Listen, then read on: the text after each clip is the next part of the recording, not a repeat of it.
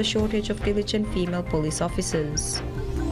And ISTB holds discussions on the development and promotion of Islamic finance in the Maldives.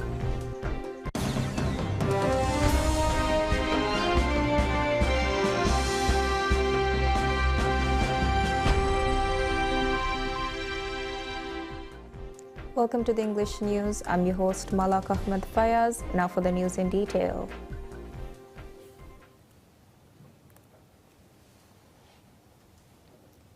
First Lady Sajida Mohammed commends the unwavering commitment and diligent efforts of female police officers in ensuring the highest level of security in the Maldives.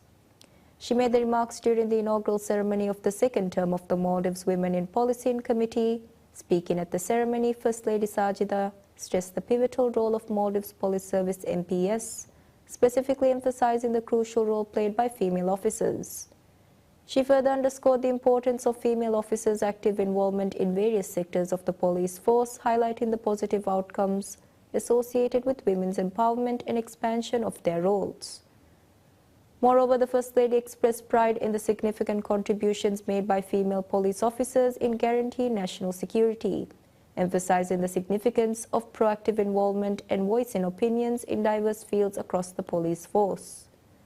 She stressed that empowering female officers further, they could effectively address a variety of societal issues affecting women's experiences.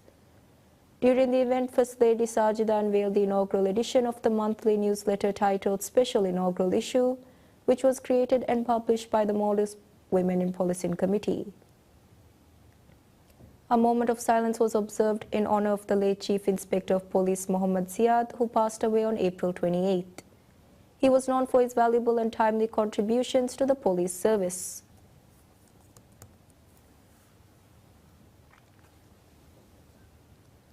The High Commissioner of the Maldives Police Service, MPS Ali Shujao, expresses concern over the shortage of diligent female police officers serving MPS, stressing that competent female officers are required.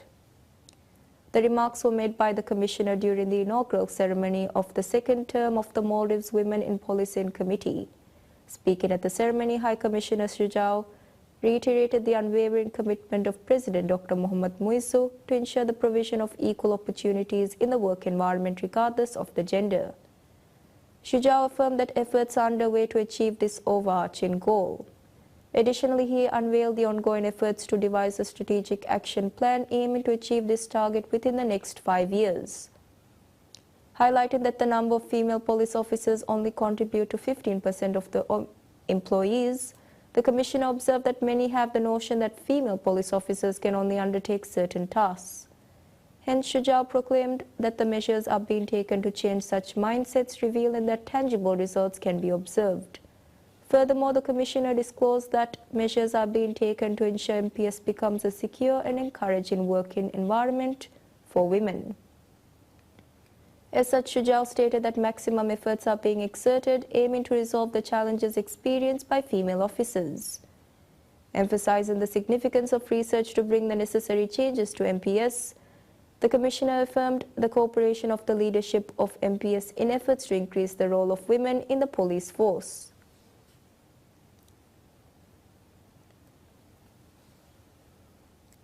The Islamic Development Bank Institute ISTB holds discussions on the development and promotion of Islamic finance in the Maldives. The talks were held during Minister of Finance Mohammad Shafiq's official visit to Saudi Arabia. Minister Shafiq met with Acting Director General of ISTB, Dr. Sami. The meeting discussed ways to cooperate between the Maldives and ISTB. They discussed ways in which Islamic finance can help. Minister Shafiq is on a visit to attend the annual meeting of ISTB. During the visit, he met with the heads of various international financial institutions and held important discussions. These include the OPEC Fund, the Saudi Development Fund, and the Islamic Development Bank. Minister Shafiq was accompanied by Minister of Islamic Affairs, Dr. Muhammad Shahim Ali Said.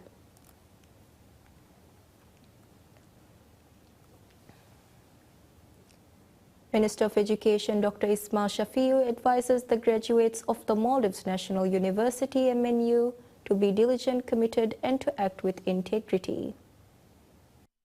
He made the remarks during the graduation ceremony of the students who completed their studies in the field of health and tourism in the Maldives National University, MNU. Speaking at the ceremony, Minister Dr. Shafiu emphasized the importance of demonstrating ethical behavior and avoiding dishonest acts. The minister highlighted the pivotal role of tranquil and conducive learning atmosphere while underscoring that full-time courses, especially the bachelor's degree programs, require studying full-time. Furthermore, Minister Dr. Shafiu revealed the government's plans to launch a nationwide program to train teachers aiming to accomplish the overarching goal of building future leaders and a skilled generation. He noted that MNU plays a significant role to assist in achieving the target. Over 780 students have completed their respective courses and have graduated from MNU. This includes School of Nursing Masters, Faculty of Sharia and Law, Faculty of Health and Science, Faculty of Hospitality and Tourism, Faculty of Education, Faculty of Arts, Faculty of Engineering, Science and Technology, MNU Business School. The graduation ceremony of MNU will be held from April 28th to 30th. The graduation ceremony of MNU will be held from April 20th to 30th. Minister of Defence Mohammad Ghassan Mamoun visits the Tilafushi post of Maldives National Defence Force (MNDF). During the visit, Minister Ghassan monitored the ongoing works of Tilafushi Fire Station. The minister additionally observed and sought information on the Coast Guard ship currently being built.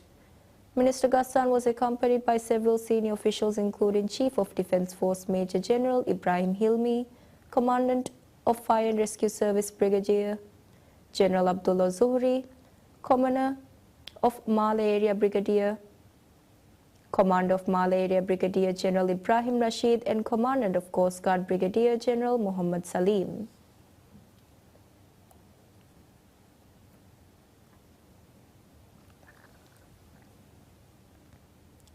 Chief spokesperson at the President's office, Hina Walid, states that the Fushidi-Garfalu developmental project will continue, underscoring that efforts are currently underway in accordance with President Dr. Mohammad Muizzu's presidential commitment.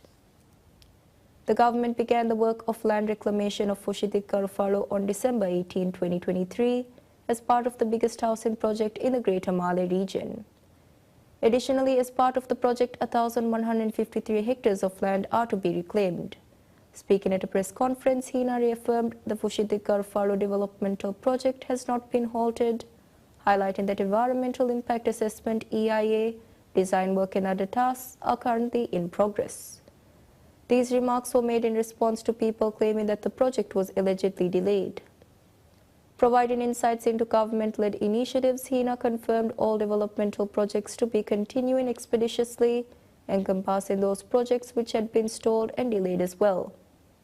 She further noted that the government is actively working towards ensuring maximum welfare to the people. Moreover, President Dr. Mohammad Muizzu affirmed the timely commencement of the project within 8 months. Additionally, it has been resolved to allocate over 26,000 flats and 11,000 land plots reclaimed.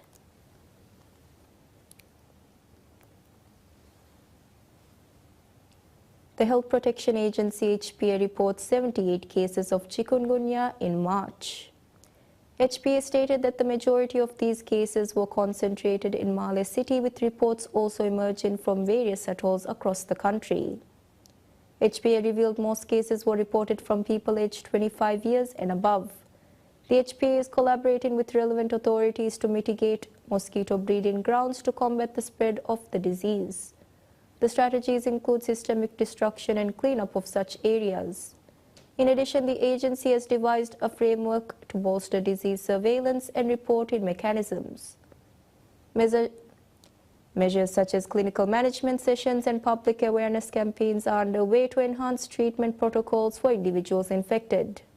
HPA stated that there is a heightened risk of increased mosquito breeding with the impending rainy season, potentially leading to a surge in mosquito-borne diseases like dengue and chikungunya. As such, the agency stressed the importance of immediate preventive actions by individuals to mitigate such risks. Chikungunya is a viral disease transmitted by the Aedes mosquito and is more prevalent during the rainy season. Characterized by joint pain and inflammation, symptoms typically manifest within 3 to 7 days following exposure to the various virus through a mosquito bite.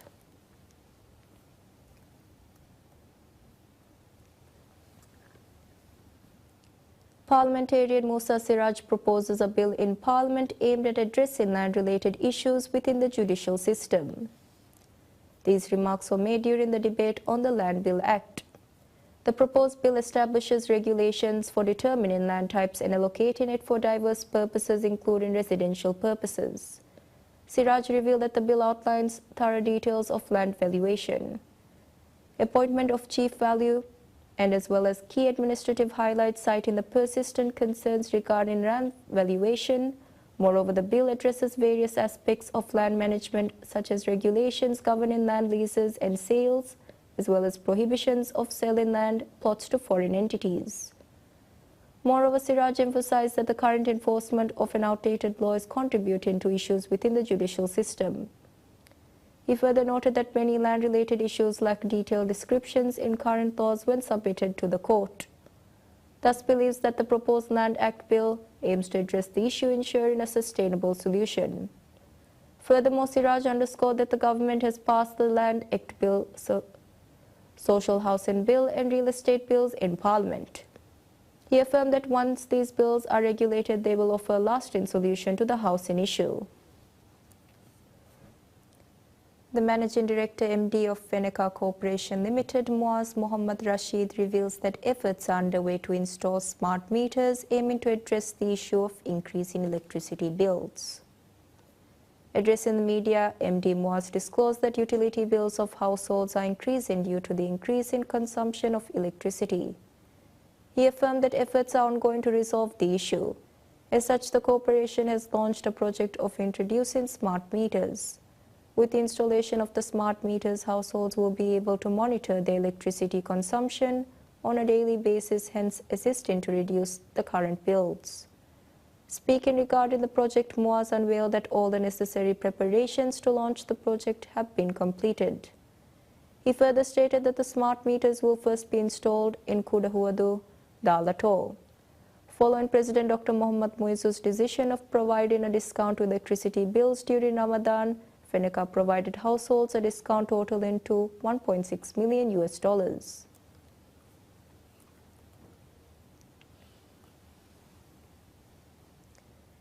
Fahidi Rirolung Corporation Limited FTC celebrates World Day for Safety and Health at Work, underscoring its commitment to workplace safety. The event was attended by General Manager of Operational Safety and Health Management at Maldives Airports Company Limited (MACL), Muhammad Abdullah. Representatives from key safety and security agencies like MACL, Housing Development Corporation (HDC), and the Maldives National Defence Force (MNDF) also participated. The event provided insights into the safety initiatives of FTC, with the Projects and Planning Department outlining the rules and regulations governing safety measures across FTC facilities. Speaking at the event, Managing Director Hamdan Shakil has emphasized the company's dedication to maintaining a secure workplace environment. He also highlighted the systems and procedures aligned with responsible safety standards in construction activities. Additionally, Hamdan highlighted the pivotal role of a dedicated team ensuring safety measures for workers, noting the company's milestone achievement of 15 million safe man hours. He credited the accomplishment to the effort and resolve of contractors and FTC staff. In line with this year's theme, Hamdan underscored the imperative of adapting workplaces to mitigate climate change risks. He reaffirmed the company's commitment to fostering a safe and healthy work environment, prioritizing the well-being of its workforce.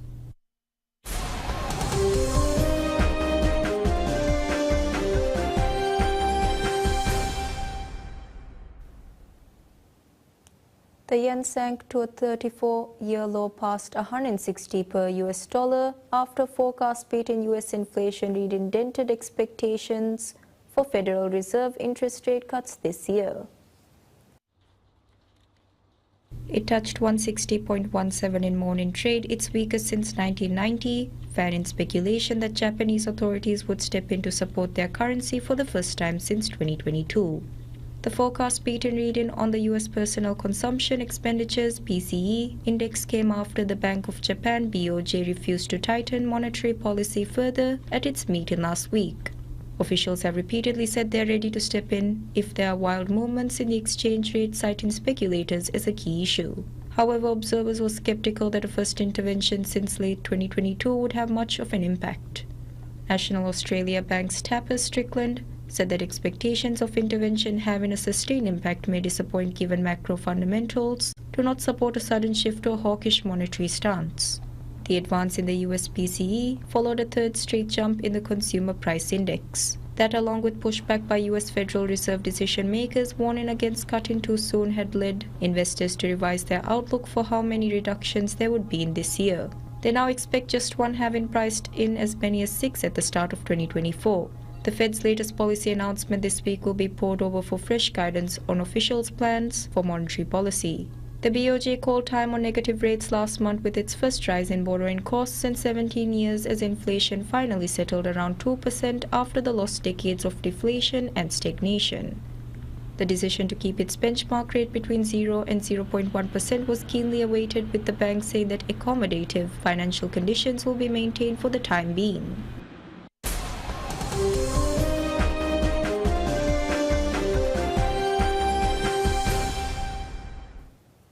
A Hamas delegation is due to arrive in Egypt, where it will respond to Israel's latest proposal for long-sought hostage release deal and truce in Gaza Strip after almost 7 months of war. Egypt, Qatar and the United States, US have been trying to mediate an agreement between Israel and Hamas for months as the death toll in Gaza rises and calls for a deal intensify. But despite intense pressure to reach a ceasefire, secure the release of hostages held in Gaza and allow more humanitarian aid into the war-battered territory, a deal has remained elusive. The Palestinian Islamist group said it had no major issues with the content of Israel's most recent offer for truce. A senior Hamas official told reporters, speaking on condition of anonymity, that the atmosphere is positive unless there are new Israeli obstacles. Humanitarians say the war has brought Gaza to the brink of famine, reduced much of it to rubble, and raised fears of broader conflict. At a market in the southern Gaza city of Rafah, where Israeli officials have vowed to rout Hamas fighters, shoppers said prices of fresh vegetables have risen. More than 1 million Palestinians have taken shelter in the city. Protesters in Israel are demanding that the government secure the freedom of hostages seized by militants during the unprecedented October 7th attack that triggered the war. Since a one-week halt to the fighting in November saw 80 Israeli hostages exchanged for 240 Palestinians held in Israeli prisons, mediators Egypt, Qatar and the US have been working to secure a new truce.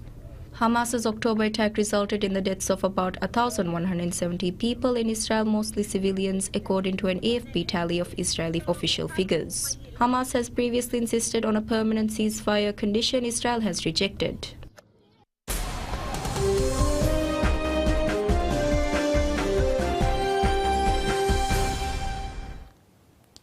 Carlos Alcaraz passes a test of fire to breeze into the Madrid Open last 16 with a straight sets victory over Thiago Seyboth-Wild, while Arina Sabalenka staved off teenager Robin Montgomery to progress in 3 sets. Double defending champion Alcaraz came through 6-3, 6-3 and will face last year's runners-up Jan-Lennard Struff in the next round after another impressive showing before adoring fans on home soil. World number 3 Alcaraz missed a month prior to Madrid with a forearm issue but returned to crush Alexander Shevchenko in the second round and looks in fine shape ahead of the French Open, the second Grand Slam event of the season. He had far too much for Seyboth-Wild, who had ousted 28th seed Lorenzo Musetti. After taking 2 breaks in a solid first set, Alcaraz stepped up a gear in the second, breaking in the second and fourth games as he raced into a 5-0 lead. Seyboth-Wild battled to a hold and a break to salvage some pride, but Alcaraz triumphed on serve when the Brazilian went long. German 4th seed Alexander Zverev, the 2018 and 2021 Madrid champion, made the last 16 with a 6-4, 7-5 win over Canada's Denis Shapovalov. Rublev came back from a 5-0 down in a first set tie-break to beat Alejandro 7-6, 12-10, 6-4 in a tense affair. The world number 8 saved 5 set points to stun his opponent before similarly hard-fought second set. Rublev broke for a 5-4 lead with a shot which the Spaniard chose to leave as he thought it was long, but Hawkeye showed it was in by a whisker. The big hit in Belarusian started her Madrid title defense slowly in the second round with a 3-set win over Magda Linnet and again was tested after claiming the first set easily.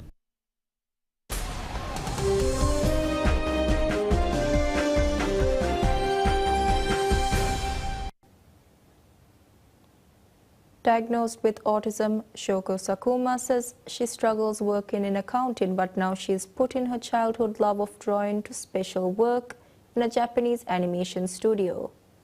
The groundbreaking initiative aims to provide job training and confidence to people with autism who can find it hard to cope in Japan's often high stress and long hours work environment. Sakuma said it shake hands her workplace since last year in Kyoto in Western Japan said that she was really bad at numbers, which was the first thing that troubled her. The softly spoken 39-year-old told reporters she would lose things, customer stuff that is very important that should never be lost. With attention deficit hyperactivity disorder, ADHD, and autism spectrum disorder, ASD, Sakuma says she had problems concentrating on bookkeeping and eventually started developing bipolar disorder. But now she spends her working days at a partition desk, which helps her to focus, adding digital effects to an anime keyframe. Developmental disabilities like ASD were long a mere matter of personality in Japan, but scientific studies have helped raise public awareness and change public policy. In 2004, Japan passed a law recognizing conditions such as ASD, ADHD, and learning disabilities, and mandated schools to detect and support children requiring special care. It also widened the remit for so-called Type B facilities, workplaces which previously catered only to those with conditions like Down syndrome and which now numbers some 16,000. Launched last year, Shake Hands does so with anime industry that with the likes of Ghibli Studios, Spirit Away is a major success story for Japan. Instructor Yuki Kawai said that obstacles in other settings can be an asset in animation. Kawai himself was diagnosed with ADHD after graduating from art and design school and the terrible accident of a job in sales. Shake Hands has provided animation sequences for several blockbuster films and has won an order from a Malaysian firm to produce a promotional anime movie. That's all the news we have for today. Thank you all for watching.